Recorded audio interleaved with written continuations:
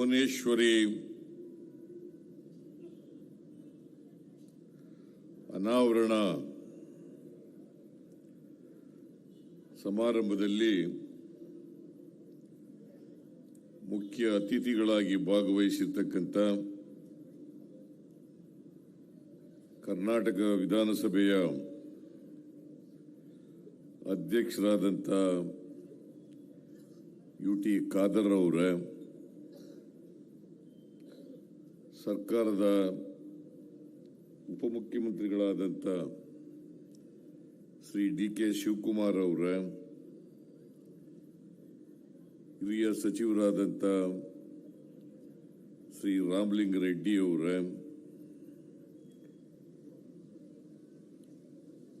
ಕನ್ನಡ ಮತ್ತು ಸಂಸ್ಕೃತಿ ಇಲಾಖೆಯ ಸಚಿವರಾದಂಥ ಶ್ರೀ ಶಿವರಾಜ್ ತಂಗಡಗಿಯವರ, ನಗರಾಭಿವೃದ್ಧಿ ಸಚಿವರಾದಂಥ ಶ್ರೀ ಬೈರ್ತಿ ಸುರೇಶ್ ಅವರ,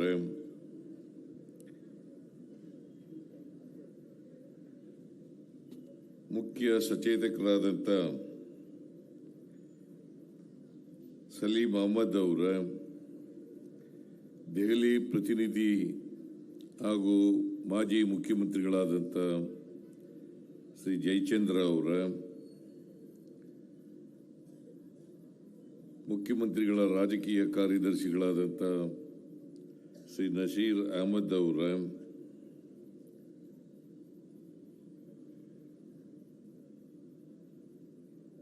ಕಾನೂನು ಸಲಹೆಗಾರರಾದಂಥ ಶ್ರೀ ಶಾಸಕರು ಆದಂಥ ಶ್ರೀ ಪೊನ್ನಣ್ಣ ಅವರ, ಈ ಸಮಾರಂಭದ ಅಧ್ಯಕ್ಷತೆ ವಹಿಸಿರ್ತಕ್ಕಂಥ ಶಾಸಕರಾದಂಥ ಶ್ರೀ ರಿಜ್ವಾನ್ ಅರ್ಷದ್ ಅವರ, ಗ್ಯಾರಂಟಿ ಯೋಜನೆಗಳ ಅನುಷ್ಠಾನ ಸಮಿತಿಯ ರಾಜ್ಯ ಮಟ್ಟದ ಅಧ್ಯಕ್ಷರಾದಂಥ ಶ್ರೀ ಎಚ್.ಎಂ. ರೇವಣ್ಣ ಅವರ, ಮೇಲ್ಮನೆಯ ಸದಸ್ಯರಾದಂಥ ಡಿ.ಟಿ. ಶ್ರೀನಿವಾಸ್ ಅವರ, ಕನ್ನಡ ಸಾಹಿತ್ಯ ಪರಿಷತ್ತಿನ ಅಧ್ಯಕ್ಷರಾದಂಥ ಡಾಕ್ಟರ್ ಮಹೇಶ್ ಜೋಶಿ ಅವರ,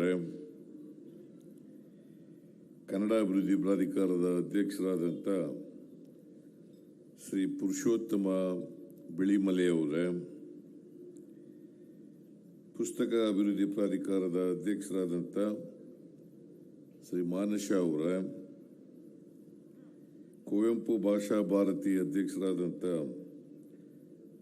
ಶ್ರೀ ಚೆನ್ನಪ್ಪ ಕಟ್ಟಿ ಅವರ, ವೇದಿಕೆ ಮೇಲಿರ್ತಕ್ಕಂಥ ಇತರ ಎಲ್ಲ ಆಹ್ವಾನಿತ ಗಣ್ಯರೇ,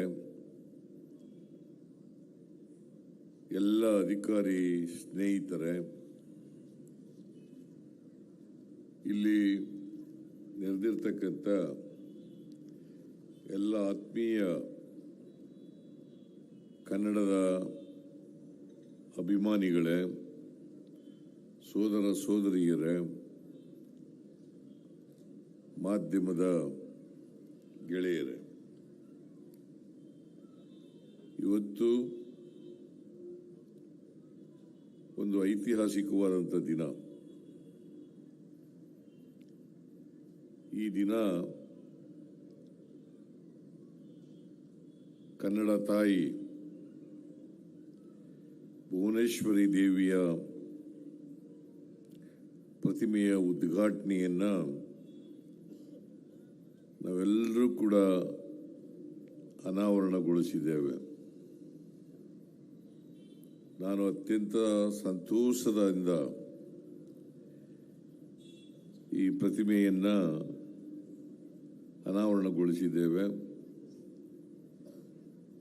ಈ ಪ್ರತಿಮೆ ನವೆಂಬರ್ 1, 2024 ಇಸ್ವಿಯಿಂದ ಅನಾವರಣ ಆಗಬೇಕಾಗಿತ್ತು. ಆದರೆ ಪ್ರತಿಮೆಯ ಕೆಲಸ ಪೂರ್ಣ ಆಗಿಲ್ಲದೆ ಇರೋದ್ರಿಂದ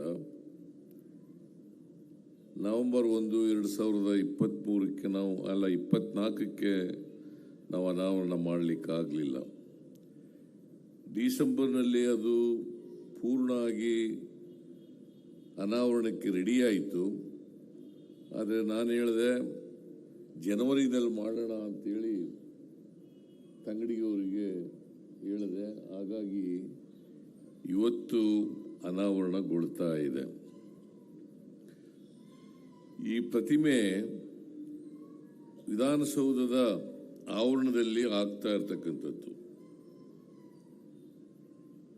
ಇದು ಈ ಆವರಣದಲ್ಲಿ ಆಗ್ತಾ ಇರ್ತಕ್ಕಂಥದ್ದು ಅತ್ಯಂತ ಸೂಕ್ತ ಅಂತೇಳಿ ನನಗನ್ಸುತ್ತೆ. ಕರ್ನಾಟಕದ ಶಕ್ತಿ ಕೇಂದ್ರ ಇದು ವಿಧಾನಸೌಧ. ಈ ಶಕ್ತಿ ಕೇಂದ್ರದ ಆವರಣದಲ್ಲಿ ಕನ್ನಡ ಭುವನೇಶ್ವರಿ ತಾಯಿಯ ಪ್ರತಿಮೆ ಅನಾವರಣ ಆಗಿ ಆ ಪ್ರತಿಮೆ ಇವತ್ತು ಇಲ್ಲಿ ಸ್ಥಿರವಾಗಿ ಸ್ಥಾಪನೆ ಆಗಿರ್ತಕ್ಕಂಥದ್ದು. ಬಹುಶಃ ಇದು ಎಲ್ಲ ಕನ್ನಡಿಗರಿಗೆ, ಕರ್ನಾಟಕದ 7 ಕೋಟಿ ಜನ ಕನ್ನಡಿಗರಿದ್ದಾರೆ, ಅವರೆಲ್ಲರಿಗೂ ಕೂಡ ಹೆಮ್ಮೆಯ ದಿನ, ಇಂದು ಒಂದು ಐತಿಹಾಸಿಕ ದಿನ ಅಂತೇಳಿ ನಾನು ಕರೀಲಿಕ್ಕೆ ಬಯಸ್ತಾ ಇದ್ದೇನೆ. ಜೂನ್ ತಿಂಗಳಲ್ಲಿ 2024 ಜೂನ್ ತಿಂಗಳಲ್ಲಿ ಇದಕ್ಕೆ ಶಂಕುಸ್ಥಾಪನೆಯನ್ನು ಮಾಡೋದು. 6 ತಿಂಗಳಲ್ಲಿ ಇದನ್ನು ಮಾಡಬೇಕು ಅಂತ ಅನ್ಕೊಂಡಿದ್ದೋ ನಾವು. ಅನಾವರಣ ಮಾಡಬೇಕು, ಅದನ್ನು ಪೂರ್ಣ ಆಗಬೇಕು ಪ್ರತಿಮೆ ಅಂತೇಳಿ ಮಾಡ್ಕೊಂಡಿದ್ದೋ. ಆದರೆ ಪೂರ್ಣ ಆಗಲಿಲ್ಲ. ಹಾಗಾಗಿ ಡಿಸೆಂಬರ್ನಲ್ಲಿ ಆಗಬೇಕಾಗಿತ್ತು, ಅಲ್ಲ ನವೆಂಬರ್ 1ನೇ ತಾರೀಕು ಆಗಬೇಕಾಗಿತ್ತು. ಡಿಸೆಂಬರ್ನಲ್ಲಿ ರೆಡಿ ಆಯಿತು. ಆದರೆ ಜನವರಿನಲ್ಲಿ ಈಗ ಅನಾವರಣ ಮಾಡ್ತಾ ಇದ್ದೀವಿ. ನಿಮಗೆಲ್ಲ ಗೊತ್ತಿದೆ, ಇದು ಬಹುಶಃ ಇದೊಂದು ವಿಶಿಷ್ಟವಾದಂಥ ಪ್ರತಿಮೆ ಅಂತೇಳಿ ನಾನು ಭಾವಿಸ್ಕೊಂಡಿದ್ದೇನೆ. ಕನ್ನಡ ತಾಯಿಯ ಪ್ರತಿಮೆ ಬೆಂಗಳೂರಿನಲ್ಲಿ, ಅದರಲ್ಲೂ ವಿಧಾನಸೌಧದಲ್ಲಿ ಯಾವತ್ತೂ ಕೂಡ ಅನಾವರಣ ಆಗಿರಲಿಲ್ಲ, ಸ್ಥಾಪನೆ ಆಗಿರಲಿಲ್ಲ. ಅದನ್ನು ಮಾಡಬೇಕು ಅಂತಕ್ಕಂಥದ್ದು ನಮ್ಮ ಉದ್ದೇಶ ಇದ್ದದ್ದು. ಮೈಸೂರು ರಾಜ್ಯಕ್ಕೆ ಮರುನಾಮಕರಣ ಆಯಿತು. ನವೆಂಬರ್ 1, 1973ನೇ ಇಸ್ವಿನಲ್ಲಿ ನಾಮಕರಣ ಆಯಿತು. ಕರ್ನಾಟಕ ಅಂತೇಳಿ ದೇವರಾಜ ಅರಸರವರು ಮುಖ್ಯಮಂತ್ರಿಯಾಗಿದ್ದಾಗ ಮೈಸೂರು ರಾಜ್ಯಕ್ಕೆ ಏಕೀಕರಣ ಆದಮೇಲೆ ನಾಮಕರಣ ಆಗಿರಲಿಲ್ಲ, ಕರ್ನಾಟಕ ಅಂತ ನಾಮಕರಣ ಆಗಿರಲಿಲ್ಲ. ಮೈಸೂರು ರಾಜ್ಯ ಅಂತಲೇ ಮುಂದುವರೆದಿತ್ತು. ಆದರೆ ಮೈಸೂರು ರಾಜ್ಯಕ್ಕೆ ಕರ್ನಾಟಕ ಅಂತ ಆಗಬೇಕು ಅಂತೇಳಿ ಭಾಳ ಜನರ ಒತ್ತಾಯ ಇತ್ತು. ಹಾಗಾಗಿ ನವೆಂಬರ್ 1, 1973 ದೇವರಾಜ ಅರಸರವರು ಕರ್ನಾಟಕ ಅಂತೇಳಿ ನಾಮಕರಣವನ್ನು ಮಾಡಿದರು. ಅದು ನವೆಂಬರ್ 1, 2023ಕ್ಕೆ 50 ವರ್ಷ ತುಂಬ್ತಾ ಇತ್ತು. ನವೆಂಬರ್ 1, 2023ಕ್ಕೆ 50 ವರ್ಷಗಳು ತುಂಬ್ತಾ ಇತ್ತು. 23-24ರಲ್ಲೇ 50ನೇ ವರ್ಷವನ್ನು ಆಚರಣೆ ಮಾಡಬೇಕಾಗಿತ್ತು. ಇಂದಿನ ಸರ್ಕಾರ ಮಾಡಲಿಲ್ಲ. ನಾನು 23ನಲ್ಲಿ ಅಧಿಕಾರಕ್ಕೆ ಬಂದ ಮೇಲೆ ನವೆಂಬರ್ 20ಕ್ಕೆ ನಾವೆಲ್ಲ ಅಧಿಕಾರಕ್ಕೆ ಬಂದು, ಕಾಂಗ್ರೆಸ್ ಸರ್ಕಾರ ಅಧಿಕಾರಕ್ಕೆ ಬಂತು. ನಾನು ಮುಖ್ಯಮಂತ್ರಿ ಆದೆ, ಡಿ.ಕೆ. ಶಿವಕುಮಾರ್ ಉಪಮುಖ್ಯಮಂತ್ರಿ ಆದರು. ಅದಾದ ಮೇಲೆ ನಾನು ಮೊದಲನೇ ಆಯವ್ಯಯವನ್ನು ಮಂಡಿಸಿದಾಗ, ಆ ವರ್ಷ 23-24ನೇ ವರ್ಷ ಆಯವ್ಯಯವನ್ನು ಮಂಡಿಸಿದಾಗ, ಏನು ಇಂದಿನ ಸರ್ಕಾರ ಸುವರ್ಣ ವರ್ಷವನ್ನು ಆಚರಣೆ ಮಾಡಲಿಲ್ಲ, ನಾಮಕರಣ ಆದಂಥ 50ನೇ ವರ್ಷದ ಆಚರಣೆ ಮಾಡಲಿಲ್ಲ, ನಾವು ಮಾಡಲೇಬೇಕು ಅಂತೇಳಿ ತೀರ್ಮಾನ ಮಾಡಿ ನಾವು 50ನೇ ವರ್ಷದ ನಾನು ಬಜೆಟ್ನಲ್ಲಿ ಘೋಷಣೆಯನ್ನು ಮಾಡಿದೆ. ಹಾಗಾಗಿ ಇಡೀ ವರ್ಷ 23-24ನೇ ವರ್ಷ ಇಡೀ ವರ್ಷ ಆಚರಣೆಯನ್ನು ಮಾಡೋದು. ಅದು ಪ್ರಾರಂಭ ಆದದ್ದು ಹಂಪಿನಲ್ಲಿ, ಆಮೇಲೆ ಅದು ನೆಕ್ಸ್ಟ್ ಡೇ ಗದಗಿನಲ್ಲಿ ನಾವು ಕಾರ್ಯಕ್ರಮವನ್ನು ಮಾಡೋದು. ಕಾರಣ ಯಾಕಪ್ಪ ಅಂತಂದರೆ ಕನ್ನಡದ ಇತಿಹಾಸ, ಕರ್ನಾಟಕದ ಇತಿಹಾಸ, ಸಾಹಿತ್ಯ, ಕಲೆ, ಸಂಸ್ಕೃತಿ ಇವೆಲ್ಲವೂ ಕೂಡ ಜನಗಳಿಗೆ ಗೊತ್ತಾಗಬೇಕಲ್ಲ. ಯಾಕಂತಂದರೆ ಪ್ರತಿಯೊಬ್ಬರಿಗೂ ಕೂಡ ನಮ್ಮ ನಾಡಿನ ಇತಿಹಾಸ ಗೊತ್ತಾಗಬೇಕು, ನಮ್ಮ ಭಾಷೆಯ ಇತಿಹಾಸ ಗೊತ್ತಾಗಬೇಕು, ನಮ್ಮ ಕಲೆಯ ಇತಿಹಾಸ ಗೊತ್ತಾಗಬೇಕು, ನಮ್ಮ ಸಂಸ್ಕೃತಿಯ ಇತಿಹಾಸ ಪ್ರತಿಯೊಬ್ಬರಿಗೂ ಕೂಡ ಗೊತ್ತಾಗಬೇಕು. ಜೊತೆಗೆ ಎಲ್ಲ ಕನ್ನಡಿಗರಿಗೂ ಕೂಡ ನಮ್ಮ ಮಾತೃಭಾಷೆ ಅಂತಕ್ಕಂಥ ಅಭಿಮಾನ ಪ್ರತಿಯೊಬ್ಬರಲ್ಲೂ ಕೂಡ ಮೂಡಬೇಕು, ಬೆಳೀಬೇಕು, ಅದನ್ನು ರಕ್ಷಣೆ ಮಾಡ್ತಕ್ಕಂಥ ಕೆಲಸವನ್ನು ಮಾಡಬೇಕು ಅಂತಕ್ಕಂಥದ್ದು ನಮ್ಮ ಉದ್ದೇಶ. ಅದಕ್ಕೋಸ್ಕರ ಕರ್ನಾಟಕ ಸಂಭ್ರಮ ಅಂತಕ್ಕಂಥ ಹೆಸರಿನಲ್ಲಿ ಇಡೀ ರಾಜ್ಯದಲ್ಲಿ ಕನ್ನಡದ ರಥ, ಇಡೀ ರಾಜ್ಯದಲ್ಲಿ ಕನ್ನಡದ ರಥ, ಎಲ್ಲ ಜಿಲ್ಲೆಗಳಲ್ಲೂ ಕೂಡ ಪ್ರವಾಸ ಮಾಡಿ ಕನ್ನಡಿಗರಿಗೆ ಕನ್ನಡದ ಬಗ್ಗೆ ಅಭಿಮಾನ ಮೂಡಿಸ್ತಕ್ಕಂಥ ಕೆಲಸವನ್ನು, ಪ್ರೀತಿ ಹುಟ್ಟಿಸ್ತಕ್ಕಂಥ ಕೆಲಸವನ್ನು, ಗೌರವ ಹುಟ್ಟಿಸ್ತಕ್ಕಂಥ ಕೆಲಸವನ್ನು ಮಾಡೋದೋ ಅಂತಕ್ಕಂಥ ಮಾತುಗಳನ್ನು ಈ ಸಂದರ್ಭದಲ್ಲಿ ಹೇಳಲಿಕ್ಕೆ ಬಯಸ್ತಾ ಇದ್ದೇನೆ. ಇವತ್ತು ಈ ನಾಡ ದೇವತೆ ಭುವನೇಶ್ವರಿ ಪ್ರತಿಮೆ ಇದೆಯಲ್ಲ, ಸುಮಾರು 25 ಅಡಿ ಎತ್ತರದ ಕಂಚಿನ ಪ್ರತಿಮೆ, 25 ಅಡಿ ಎತ್ತರದ ಕಂಚಿನ ಪ್ರತಿಮೆ ಬಹಳ ಸುಂದರವಾಗಿ ಬಂದಿದೆ. ಅದನ್ನು ತಯಾರು ಮಾಡಿದಂಥ ಪ್ರತಿಮೆ ತಯಾರು ಮಾಡಿದಂಥವರಿಗೆ ಅವ್ರ ಹೆಸರೇನು? ಶ್ರೀಧರ್. ನಾನು ಇದು 3ನೇ ಮೂರ್ತಿ ಉದ್ಘಾಟನೆ ಮಾಡ್ತಾ ಇರ್ತಕ್ಕಂಥದ್ದು. ಶ್ರೀಧರ್ ಅವರು ಬಹಳ ಅಚ್ಚುಕಟ್ಟಾಗಿ ಮಾಡಿಕೊಟ್ಟಿದ್ದಾರೆ. ಅವರಿಗೆ ನಾನು ಸರ್ಕಾರದ ಪರವಾಗಿ, ಕನ್ನಡ ನಾಡಿನ ಎಲ್ಲ ಜನರ ಪರವಾಗಿ ಅಭಿನಂದನೆಗಳನ್ನು ಸಲ್ಲಿಸಲಿಕ್ಕೆ ಬಯಸ್ತಾ ಇದ್ದೇನೆ. ಅವರಿಗೆ ಆಯುಷ್ಯ ಆರೋಗ್ಯ ಕೊಡಲಿ ಭುವನೇಶ್ವರಿ ಅಂತಕ್ಕಂಥ ಪ್ರಾರ್ಥನೆಯನ್ನು ಈ ಸಂದರ್ಭದಲ್ಲಿ ಮಾಡಲಿಕ್ಕೆ ಬಯಸ್ತಾ ಇದ್ದೇನೆ. ನಾವೆಲ್ಲರೂ ಕೂಡ ಕರ್ನಾಟಕದವರು, ಕನ್ನಡದ ಜಲ, ನಮ್ಮೆಲ್ಲರ ಕರ್ತವ್ಯ ಕನ್ನಡ ನಾಡಿನ ನೆಲ, ಜಲ,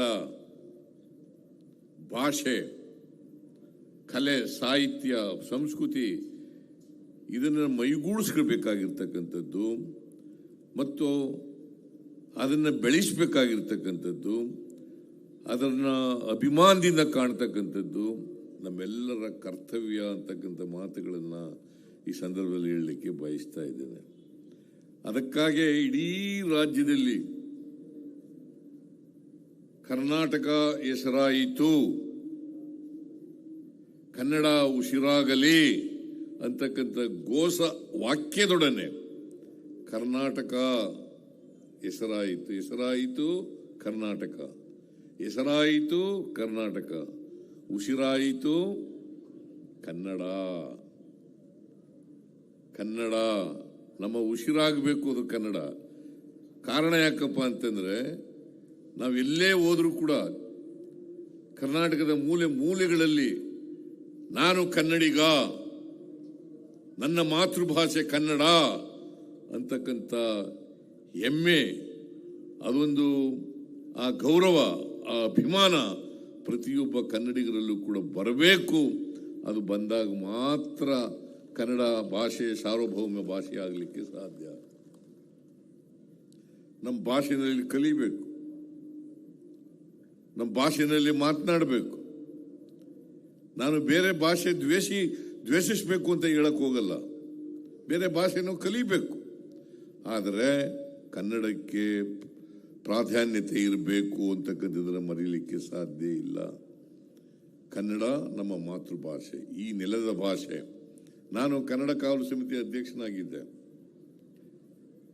ರಾಮಕೃಷ್ಣ ಹೆಗ್ಡೆಯವರು ನನ್ನನ್ನು ಕನ್ನಡ ಕಾವಲು ಸಮಿತಿ ಅಧ್ಯಕ್ಷನನ್ನಾಗಿ ಮಾಡಿದ್ರು 83ನೇ ಇಸ್ವಿನಲ್ಲಿ, 1983. ನಾನು ಮೊದಲನೇ ಸಾರಿ MLA ಆಗಿದ್ದಾಗ ನಾನು ಕೇಳಿದೆ, ರಾಮಕೃಷ್ಣ ಹೆಗ್ಡೆ ಅವರಿಗೆ ಮುಖ್ಯಮಂತ್ರಿ ಆಗಿದ್ದರು, ನನ್ನನ್ನು ಯಾಕೆ ಕನ್ನಡ ಕಾವಲು ಸಮಿತಿ ಅಧ್ಯಕ್ಷರನ್ನಾಗಿ ಮಾಡಿದ್ದೀರಿ? ನಾನು ಸಾಹಿತಿ ಅಲ್ಲ, ಕನ್ನಡ MAನೂ ಓದಿಲ್ಲ. ನಾನು ಓದಿರೋದು ಬಾಟ್ನಿ ಜುವಾಲಜಿ, BSc ಓದಿರೋದು, ಆಮೇಲೆ ಲಾ ಮಾಡಿದ್ದೀನಿ, ನನಗಿದು ಬೇಡ ಅಂತ ಹೇಳಿದೆ. ಇಲ್ಲ, ನಿಮಗೆ ಕನ್ನಡದ ಅಭಿಮಾನ ಇದೆ, ಅದನ್ನು ನಾನು ಗುರುತಿಸಿದ್ದೀನಿ. ಕನ್ನಡದ ಬಗ್ಗೆ ನೀವು ಕನ್ನಡ ಕಾಯ್ತಕ್ಕಂಥ ಕೆಲಸವನ್ನು ಮಾಡಲೇಬೇಕು. ಈ ರಾಜ್ಯದಲ್ಲಿ ಕನ್ನಡ ಆಡಳಿತ ಭಾಷೆಯಾಗಿ ಇರಬೇಕು. ಕನ್ನಡ ನಮ್ಮ ಮಾಧ್ಯಮ ಭಾಷೆ ಆಗಬೇಕು. ಕನ್ನಡ ಸಾರ್ವಭೌಮತ್ವ ಇರಬೇಕು ಅಂತಕ್ಕಂಥ ಮಾತುಗಳನ್ನು ಹೇಳಿದಾಗ ನಾನು ಅದನ್ನು ಒಪ್ಕೊಂಡು ಎಲ್ಲರೂ ಕೂಡ ಕನ್ನಡ ಇವತ್ತಿಗೂ ಕೂಡ ನಾನು ಅವತ್ತು ಪ್ರಾರಂಭ ಮಾಡಿದ್ದು ಕನ್ನಡದಲ್ಲಿ ಬರೀಲಿಕ್ಕೆ, ಕನ್ನಡದಲ್ಲಿ ಸೈನ್ ಮಾಡಲಿಕ್ಕೆ. ಇವತ್ತೂ ಕೂಡ ಕನ್ನಡದಲ್ಲೇ ಟಿಪ್ಪಣಿಗಳಾಗ್ತೀನಿ, ಕನ್ನಡದಲ್ಲೇ ಸೈನ್ ಮಾಡ್ತೀನಿ. ಯಾಕಂತಂದರೆ ಹೊರ ರಾಜ್ಯಗಳಿಗೆ ಮಾತ್ರ, ಕೇಂದ್ರಕ್ಕೆ ಮಾತ್ರ ಕಳಿಸ್ತಕ್ಕಂಥ ಪತ್ರಗಳು ಬೇರೆ ಭಾಷೆಯಲ್ಲಿ ಇಂಗ್ಲೀಷ್ನಲ್ಲಿ ಇರಬೇಕೇ ಹೊರತು ಕರ್ನಾಟಕದ ಒಳಗಡೆ ಇರ್ತಕ್ಕಂಥದ್ದು ಕನ್ನಡ ಭಾಷೆಯಲ್ಲೇ ಇರಬೇಕು. ನಮ್ಮ ಆಡಳಿತ ಕನ್ನಡ ಭಾಷೆಯಲ್ಲೇ ಇರಬೇಕು. ಯಾಕಂತಂದರೆ ಕನ್ನಡದ ಜನರಿಗೆ ಅರ್ಥ ಆಗ್ತಕ್ಕಂಥ ಭಾಷೆಯಲ್ಲಿ ಆಡಳಿತ ಇರಬೇಕು. ಇಂಗ್ಲೀಷ್ನಲ್ಲಿ ಇರಬಾರ್ದು, ಬೇರೆ ಭಾಷೆಯಲ್ಲಿ ಇರಬಾರ್ದು. ಮತ್ತು ಯಾವುದೇ ಭಾಷೆ ಜನ ಇದ್ದರೂ ಕೂಡ ಕರ್ನಾಟಕದಲ್ಲಿ ವಾಸ ಮಾಡಿದ ಮೇಲೆ, ಕರ್ನಾಟಕದಲ್ಲಿ ಇದ್ದ ಮೇಲೆ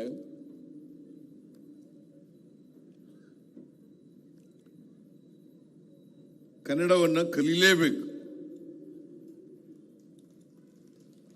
ನಾನು ಅದಕ್ಕೆ ಕನ್ನಡಿಗರಲ್ಲಿ ಒಂದು ಮನವಿಯನ್ನು ಏನು ಮಾಡ್ತೀನಿ ಅಂತಂದರೆ, ನೀವು ಬೇರೆ ಭಾಷೆಯವ್ರ ಜೊತೆ ಕನ್ನಡದಲ್ಲೇ ಮಾತನಾಡ್ತಕ್ಕಂಥ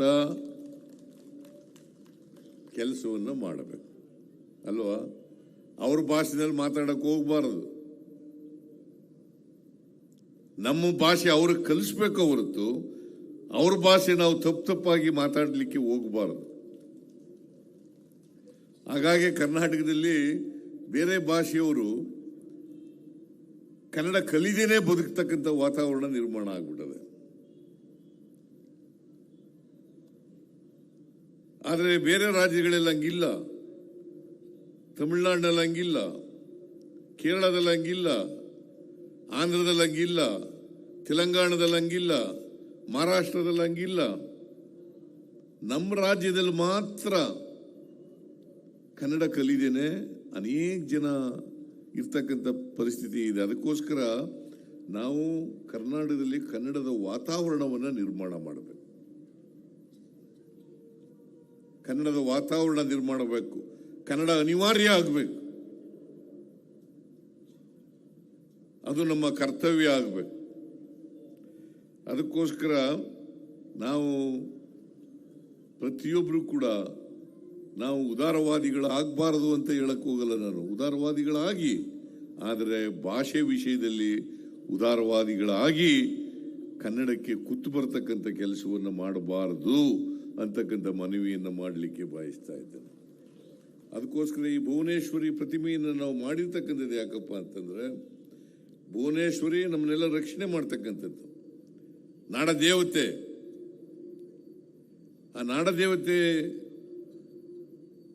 ಮೂಲಕ ಕನ್ನಡದ ಸಾಹಿತ್ಯ, ಕಲೆ, ಸಂಸ್ಕೃತಿ, ಭಾಷೆ ಇವನ್ನೆಲ್ಲ ಜನರಿಗೆ ತಿಳಿಸ್ತಕ್ಕಂಥ ಕೆಲಸ ಆಗಬೇಕು ಅನ್ನೋ ಕಾರಣಕ್ಕೋಸ್ಕರವಾಗಿ ಇವತ್ತು ಶಕ್ತಿ ಕೇಂದ್ರ ವಿಧಾನಸೌಧದ ಹತ್ತಿರ, ವಿಧಾನಸೌಧದ ಆವರಣದಲ್ಲಿ ಈ ಪ್ರತಿಮೆಯನ್ನು ನಾವು ಅನಾವರಣ ಮಾಡಿದ್ದೀವಿ ಅಂತಕ್ಕಂಥ ಮಾತುಗಳನ್ನು ಹೇಳಲಿಕ್ಕೆ ಬಯಸ್ತಾ ಇದ್ದೇನೆ. ಈಗಾಗಲೇ DK ಶಿವಕುಮಾರ್ ಹೇಳಿದ್ರು, ಇವತ್ತು ಈ ನಾಡದೇವತೆ ಫೋಟೋ ಇದೆಯಲ್ಲ, ಕನ್ನಡ ಭುವನೇಶ್ವರಿ ಪ್ರತಿಮೆ ಇದೆಯಲ್ಲ, ಏಕೀಕರಣ ಆಗೋದಕ್ಕಿಂತ ಮುಂಚಿತವಾಗೇ ಇತ್ತು. ರಾಜ ಮಹಾರಾಜರುಗಳು ಇದನ್ನು ಪೂಜಿಸ್ತಾ ಇದ್ರು. ನಾಡದೇವತೆಯನ್ನು ಭುವನೇಶ್ವರಿ ಪ್ರತಿಮೆಯನ್ನು ಪೂಜಿಸ್ತಾ ಇದ್ರು. ನಾವು ಕೂಡ ಪೂಜಿಸ್ತಾ ಇದ್ದೀವಿ. ವಿಜಯನಗರ ಸಾಮ್ರಾಜ್ಯಕ್ಕಿಂತ ಮುಂಚಿತವಾಗಿ ಇದನ್ನ ಪೂಜೆ ಮಾಡ್ತಕ್ಕಂಥ ಪರಿಸ್ಥಿತಿ ಇತ್ತು. ಅದಕ್ಕೋಸ್ಕರನೇ ಶಾಂತರಸ ಅಂತಕ್ಕಂಥ ಕವಿ, ಶಾಂತ ಕವಿಗಳು ಶ್ರೀ ವಿದ್ಯಾರಣ್ಯ ವಿಜಯ ಎಂಬ ಕೃತಿ ರಚಿಸಿದರು. ಶ್ರೀ ವಿದ್ಯಾರಣ್ಯ ಯಾಕೆ ಮಾಡಿದ್ರು ಅಂತಂದ್ರೆ ಕನ್ನಡಾಭಿಮಾನ ಎಲ್ಲ ಕಡೆ ಮೊಳಗಲಿ ಅಂತಕ್ಕಂಥ ಕಾರಣಕ್ಕೋಸ್ಕರ ಮಾಡಿದ್ರು. ಆಮೇಲೆ ಏಕೀಕರಣ ಚಳುವಳಿಯ ದೊಡ್ಡಮೇಟಿ ಅಂದಾನಪ್ಪನವರು ಭುವನೇಶ್ವರಿ ಸ್ತುತಿ ಅನ್ನು ರಚನೆ ಮಾಡಿದ್ರು. ಇದನ್ನೆಲ್ಲ ಏಕೀಕರಣಕ್ಕಿಂತ ಮುಂಚಿತವಾಗಿ ಮಾಡದಂಥದ್ದು ಇವೆಲ್ಲ. ಇದನ್ನು ನಾವು ಅರ್ಥ ಮಾಡ್ಕೋಬೇಕಾಗ್ತದೆ. ಏಕೀಕರಣ ಯಾಕಾಯ್ತು? ಒಂದು ಭಾಷೆಯ ಮಾತಾಡ್ತಕ್ಕಂಥ ಜನ ಒಂದು ಆಡಳಿತದ ಸೂರ್ನಡಿ ಬರಬೇಕು ಅನ್ನೋ ಕಾರಣಕ್ಕೋಸ್ಕರ ಏಕೀಕರಣ ಆದದ್ದು. ಭಾಷಾವಾರು ಪ್ರಾಂತ್ಯಗಳ ವಿಂಗಡಣೆ ಅಂತ ಕರಿತೀವಿ ನಾವು. ಭಾಷಾವಾರು ಪ್ರಾಂತ್ಯಗಳಾದದ್ದೇ ಇದಕ್ಕೋಸ್ಕರವಾಗಿ. ನಾವು ಮಾತೃಭಾಷೆಯಲ್ಲಿ ಕಲಿತ್ರೆ ಬಹಳ ಸುಲಭ. ಇದನ್ನು ನಾವೆಲ್ಲರೂ ಕೂಡ ನಮ್ಮ ಮಕ್ಕಳಿಗೆ ಕನ್ನಡ ಭಾಷೆ ಕಲಿಸ್ತಕ್ಕಂಥ ಕೆಲಸವನ್ನು ಮಾಡ್ತಕ್ಕಂಥದ್ದು ಅತ್ಯಂತ ಅವಶ್ಯ. ಈಗ ಅನೇಕ ಜನರಿಗೆ ನಮ್ಮ ಕನ್ನಡದ ಜನ ಇದ್ದಾರಲ್ಲ, ಇಂಗ್ಲಿಷ್ ಭಾಷೆಯಲ್ಲಿ ವಿದ್ಯಾಭ್ಯಾಸ ಕೊಡಿಸ್ಬಿಡ್ತಾರೆ. ಕನ್ನಡ ಬರೆಯೋಕ್ಕೆ ಬರಲ್ಲ ಬಹಳ ಜನರಿಗೆ. ಕನ್ನಡ ಮಾತಾಡ್ತಾರೆ, ಕನ್ನಡ ಬರೆಯೋಕ್ಕೆ ಬರಲ್ಲ. ಇದನ್ನ ನಾನು ಅನೇಕ ಕಡೆ ನೋಡಿದ್ದೀನಿ. ಇದನ್ನು ಕನ್ನಡ ಬರೆಯೋಕ್ಕೆ ಬರದೇ ಇರತಕ್ಕಂಥದ್ದನ್ನು ನೋಡಿದ್ದೀನಿ. ಮಾಡಕ್ಕೆ ಹೋಗಬಾರದು. ಕನ್ನಡನೂ ಕೂಡ ಒಂದು ಭಾಷೆಯಾಗಿ ಕಲಿತಕ್ಕಂಥದ್ದು ಅತ್ಯಂತ ಅವಶ್ಯ. ಇದನ್ನು ಕಲೀಲೇಬೇಕು.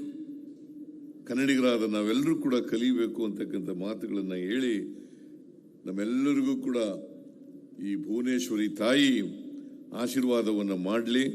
ನಮ್ಮೆಲ್ಲರಿಗೂ ಕೂಡ ಕನ್ನಡ ನೆಲ, ಜಲ, ಭಾಷೆ ಇದನ್ನು ರಕ್ಷಣೆ ಮಾಡ್ತಕ್ಕಂಥ ಶಕ್ತಿಯನ್ನು ಕೊಡಲಿ ಅಂತ ಬೇಡ್ಕೊಂಡು ನನ್ನ ಮಾತುಗಳನ್ನು ಮುಗಿಸ್ತೇನೆ.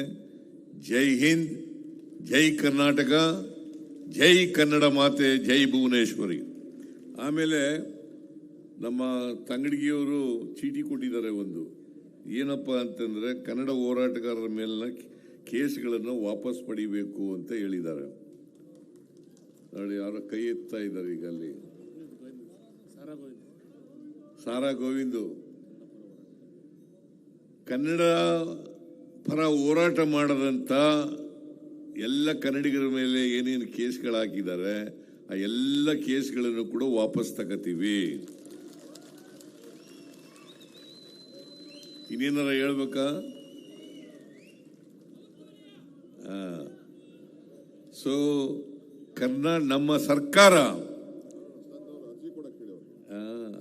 ಒಂದು ಅರ್ಜಿ, ಯಾರ್ಯಾರು ಕೇಸ್ಗಳಿದೆ ಕನ್ನಡ ಚಳುವಳಿ ಮಾಡಿ ಅರ್ಜಿ ಕೊಟ್ರೆ ಆ ಕೇಸ್ಗಳನ್ನೆಲ್ಲ ವಾಪಸ್ ತಗೊಳ್ತಕ್ಕಂಥ ಕೆಲಸ ಮಾಡಿ. ಅದು ಯಾಕಂದ್ರೆ ಒಂದು ಕ್ಯಾಬಿನೆಟ್ ಸಬ್ ಕಮಿಟಿ ಮಾಡಿದ್ದೀವಿ. ಗೃಹ ಇಲಾಖೆ ಸಚಿವರ ಅಧ್ಯಕ್ಷತೆಯಲ್ಲಿ ಒಂದು ಕ್ಯಾಬಿನೆಟ್ ಸಬ್ ಕಮಿಟಿ ಮಾಡಿದ್ದೀವಿ. ಅದ್ರ ಮುಂದೆ ಅರ್ಜಿ ಕೊಟ್ರೆ ಆ ಕೇಸ್ಗಳನ್ನೆಲ್ಲ ಕ್ಯಾಬಿನೆಟ್ನಲ್ಲಿ ಇಟ್ಟು ವಾಪಸ್ ತಗೊಳ್ಳಿಕ್ಕೆ ಅನುಕೂಲ ಆಗ್ತದೆ. ನಮ್ಮ ಸರ್ಕಾರ ಕನ್ನಡಕ್ಕೆ ಅಗ್ರಸ್ಥಾನವನ್ನು ಕೊಡ್ತೇವೆ. ಕನ್ನಡದ ನೆಲ, ಜಲ, ಭಾಷೆ, ಸಂಸ್ಕೃತಿ ಇದನ್ನ ಕಾಪಾಡ್ತಕ್ಕಂಥ ಕೆಲಸವನ್ನ ಮಾಡ್ತೇವೆ. ನಾವು ಮುಂಚೂಣಿನಲ್ಲಿ ಇರ್ತೇವೆ ಅಂತಕ್ಕಂಥ ಮಾತುಗಳನ್ನು ಈ ಸಂದರ್ಭದಲ್ಲಿ ಹೇಳಿ ನನ್ನ ಮಾತನ್ನು ಮುಗಿಸ್ತೇನೆ. ನಿಮ್ಮೆಲ್ಲರಿಗೂ ಶುಭವಾಗಲಿ ಅಂತ ಹಾರೈಸಿ ಕನ್ನಡ ಭುವನೇಶ್ವರಿ ನಿಮ್ಮೆಲ್ಲರಿಗೂ ಆಶೀರ್ವಾದ ಮಾಡಲಿ ಅಂತಕ್ಕಂಥ ಮಾತುಗಳನ್ನು ಹೇಳಿ ನಾನು ಮಾತು ಮುಗಿಸ್ತೇನೆ.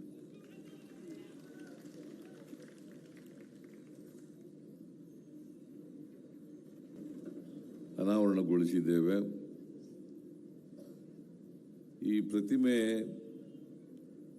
ನವೆಂಬರ್ 1, 2024 ಇಸ್ವಿಯಿಂದ ಅನಾವರಣ ಆಗಬೇಕಾಗಿತ್ತು. ಆದರೆ ಪ್ರತಿಮೆಯ ಕೆಲಸ ಪೂರ್ಣ ಆಗಿಲ್ಲದೆ ಇರೋದ್ರಿಂದ ನವೆಂಬರ್